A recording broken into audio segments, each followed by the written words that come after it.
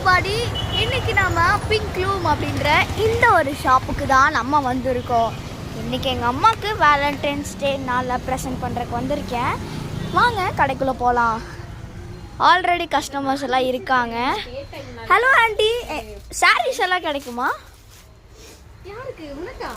எனக்கு இல்லைங்க ஆண்டி, எங்கள் அம்மாவுக்கு வேலண்டைன்ஸ் டேக்கு நான் ப்ரெசென்ட் பண்ண போகிறேன்.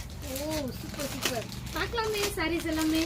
நிறைய கலெக்ஷன் வச்சுருப்பீங்க போல், ரேக் ஃபுல்லாக அடுக்கிருக்கீங்க.